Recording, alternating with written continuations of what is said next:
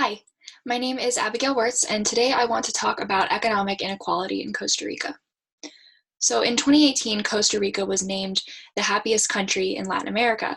However, this happiness doesn't actually apply to all of Costa Rica's citizens, as economic inequality has continued to be an issue for decades. So let's start by looking at what is economic inequality. Economic inequality is centered on this idea of uneven distribution, and that's uneven distribution on three factors. The first is income, which is money that comes from jobs, investments, or interest on things like a savings account.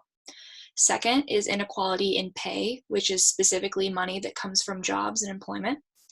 And third is wealth, which is which is the value of any assets owned by an individual or a household.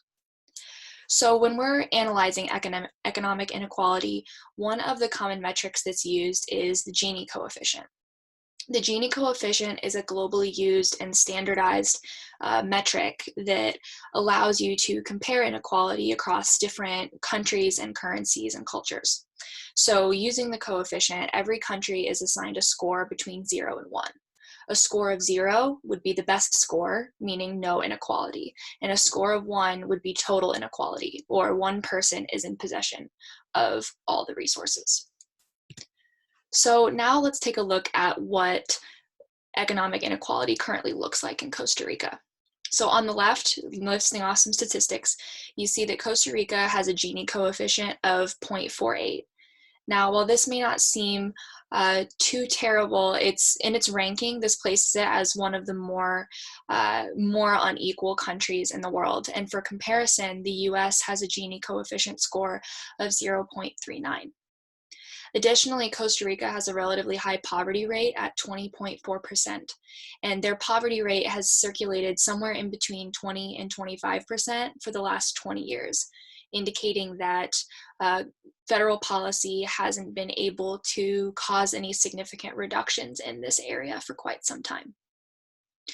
Additionally, Costa Rica is one of 3 Latin American countries that is actually seeing an increase in inequality since the year 2000. This is really shocking to me personally because Costa Rica is often considered to be at the top end of many metrics. It's the happiest in the region, and in many of their social programs, they tend to perform very highly. However, we see here that Costa Rica does fall short in terms of inequality. And in addition, we see that it disproportionately affects indigenous and minority populations. In class, we have discussed the wide variety of cultures and demographics that are present in the region, and this actually leads to more harm for some groups than others when we look at inequality.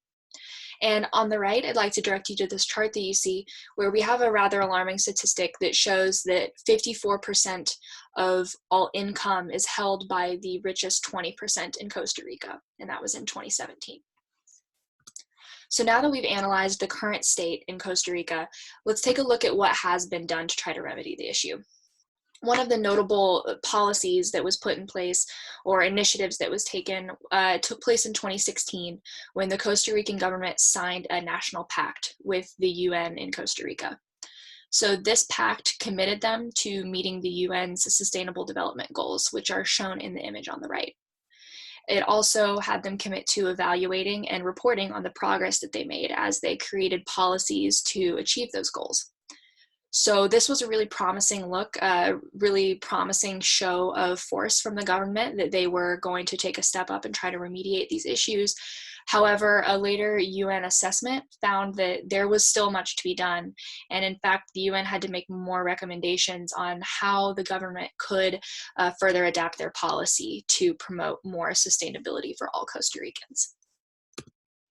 So looking forward, what can be done? There are a lot of different perspectives, and it depends a lot on the perspective of a person in terms of whether they come from the higher brackets of wealth or from the lower end of the wealth spectrum.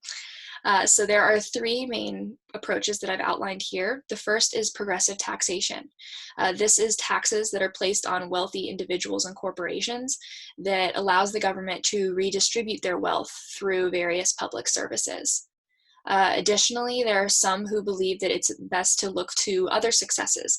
So there are people who want to look to other regions like the US and Europe who might have seen successes in reducing inequality by revising their tax, antitrust, and financial policies. So really learning by example in this one to try to pull from many different places and perspectives to develop a well-rounded policy. And lastly, I've highlighted education reform. Education is intrinsically linked to mobility, especially for those at the bottom of the pyramid. And so it's very important that Costa Rica make an effort to ensure that all Costa Ricans, regardless of income, demographics, or location, have access to really good, really affordable education. That way, everyone can have an equal opportunity at a better station in life. So to close, let's discuss why economic inequality matters. So this kind of inequality can lead to restricted economic growth and GDP by limiting the number of people who are able to fully participate in the workforce. It can lead to limited mobility for children in lower income families, which is tied to fewer educational opportunities for these children.